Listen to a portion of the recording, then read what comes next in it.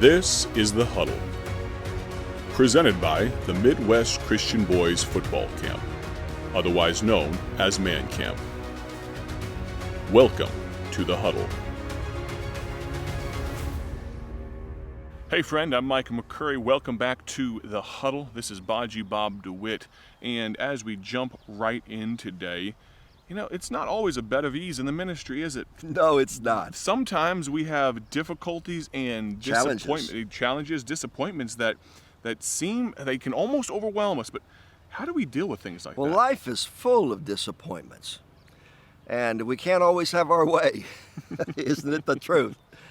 But I have learned that disappointments are just temporal. They're temporary. They don't last. Something better is coming. God has a plan. And I've had my disappointments in life and in the ministry. Don't let them stop you. Don't let disappointments make you quit or become bitter or disenchanted with life itself. And that's not the way Christians live their lives. We believe God, don't we? Yes, sir. And so when I went to Myanmar, I met an old man, white-haired. We drove to a remote village hours outside the city of Old Rangoon. We stopped along a very deep ravine full of dirty, moving water. And, critters in that water. And it was just a very, very narrow board that spanned across that ravine along the edge of the road. And I saw a white-haired man coming through the jungle on a narrow pathway. And as I jumped over that ravine and into his arms, he took me by the hand like his little boy and guided me through the jungle to a little opening where there was a bamboo hut on 8-foot stilts. And took my shoes off, crawled up in the hut, and then began to learn his story. When he was just a young man, he married the love of his life, and she became pregnant. She was with child. And make a long story short, his dear, beautiful young wife died in childbirth, but his son survived.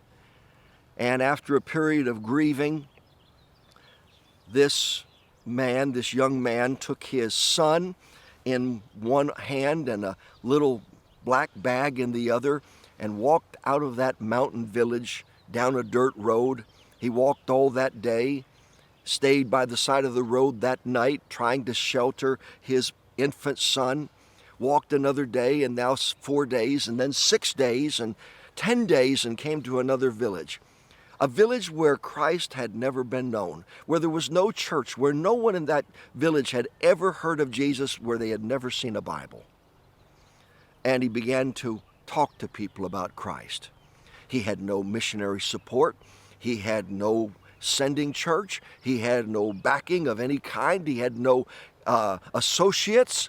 He was all alone, him and his infant boy. And he won a young couple to Christ, and then moved into their one-room bamboo hut and stayed with them in one corner of their hut while he was winning other families to Christ. And when he had won a number of people to the Lord, he trained one of the men to lead that congregation as a church. He chartered the church, and after he was sure that they could go on without him, then this man took his son in his hand and his bag in the other and walked out of the village. Now, his son was now several years old, and in the bag he had a change of longi, because they don't wear long pants. He had a Bible and a spiral-bound notebook. And he walked another day, and then another 6 days, and 10 days, and 12 days, and stayed overnight, every night by the side of the road, and finally came to another village and won a couple to Christ and moved into their hut. And while he was, and over and over he would do this. Now I'm sitting next to this man in this hut, and it's been years, and he's all white-haired. And I said, Saya, which is their word for pastor or teacher. I said, Saya, how long have you been doing this? And he took out of that bag that spiral-bound notebook and handed it to me, and I began to leaf through those yellowed pages with the turned up corners to see the signatures of 6,400 people, all Buddhists he had won to Christ one at a time over the last 30-some years. And he's still doing it. I'm telling you, young man, it takes a real man of God. It takes a giant of faith. It takes somebody who is willing to obey God. Amen. It takes somebody who is a man to do these kind of things. You know, some of the most vicious disappointments can be precursors to the most dramatic victories. But that's only possible through Jesus Christ, through God. And that's a large part of what we teach here at the Midwest Christian Boys Football Camp. I ask you, in a rhetorical question, but what kind of disappointment are you dealing with right now, and are you going to let that conquer you? Join us tomorrow for the end of the week here in The Huddle with Baji Bob DeWitt. Thank you for listening to The Huddle. You can find more information and register for Man Camp online at mancamp1994.org. Man Camp is a ministry of the First Baptist Church in Dwight, Illinois. Join us next time in The Huddle.